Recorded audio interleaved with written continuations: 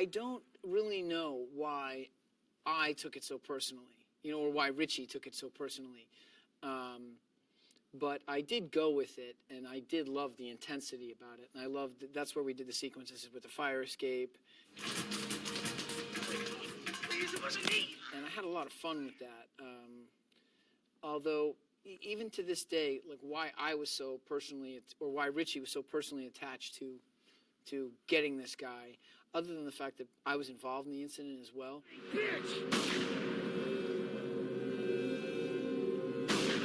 I think on some level that's what it was. And then I think it was also a way to begin to express this rage and this anger and this the violence that we would later explore with the Richie character. So on that level, I got it. Or that's how it made sense to me. You're not gonna go after him. You want me to cut out his heart? Is that what you want, Richie? Yes, I do, Mac. He killed Tessa. I thought he'd go after the guy with his bare hands. Sure, he had his reasons. Yeah, well, if you ask me, I think he's taking this Zen crap a little too far. It's done. It's in the past. Won't bring her back. Won't. I think that in the eyes of Adrian, in the eyes of McLeod and Joe, I guess their maturity and kind of what we were seeing at the end of The Haunted there, he understands the impact of. He understands that that two wrongs don't necessarily make a right, and two killings don't necessarily make it better. What are you gonna do? Make her a widow too? Mac, I don't care. I'm gonna keep looking till I find that boy's ass. Richie, I've tried revenge. I've hunted men and I've slaughtered them with their wives and children watching. I don't know whether we ever intended Richie to become Mac's equal because, first of all, the show's called Highlander, not Richie. And Mac has dealt with the idea of revenge and when or if to take it. And Richie hasn't. So this is his first time. It's another coming of age thing for him in the immortal world. Are you gonna stop me?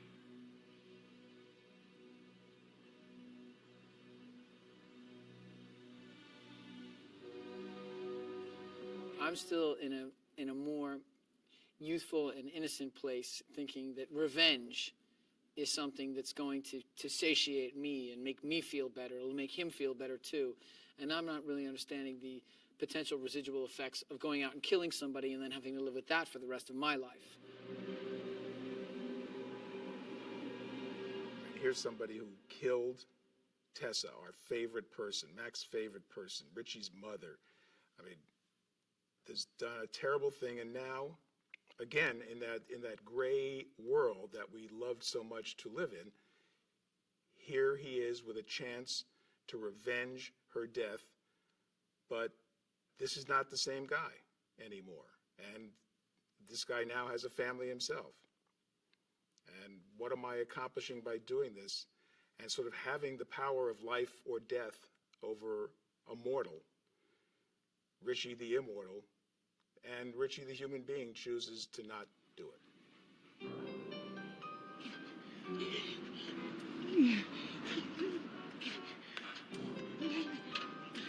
But I couldn't kill you.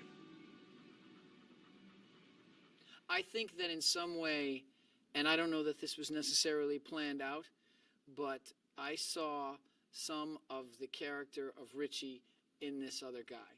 And a lot of the way he was costumed and presented as a character and what he sort of represented at the time, I remember thinking, this is reminiscent of first season Richie. And maybe this is my doing, but I saw something of that guy in him, of Richie in him, and didn't want to go through it in the end.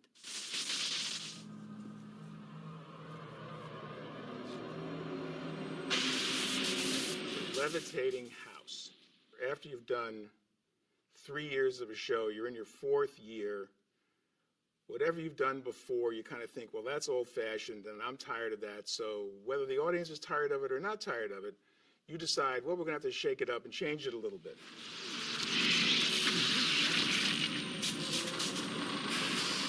I take the blame for the levitating house.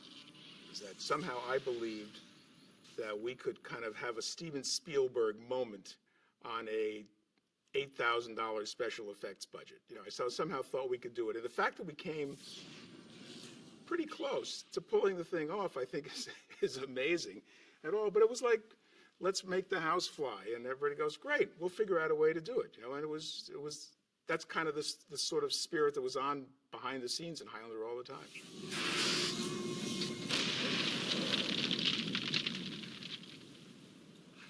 Should have got earthquake insurance.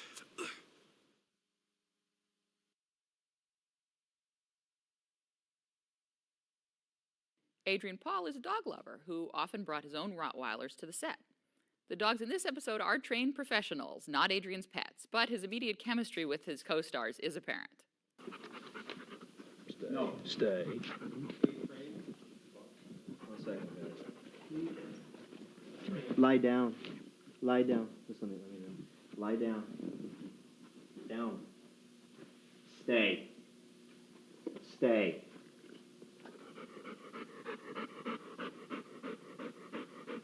Pause.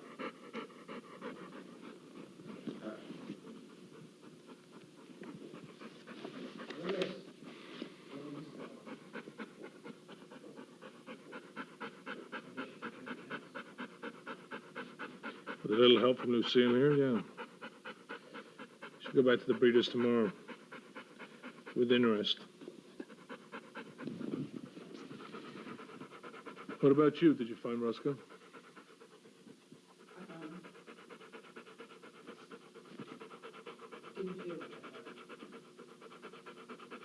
Never does.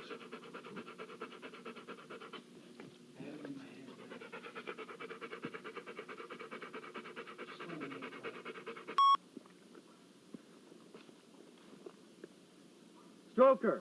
Stroker! Come on, Stroker! Stroker! Stroker! Stroker! Stroker! Where's the dog? Stroker! Stroker! Stroker, come here! Stroker! Stroker! Stroker!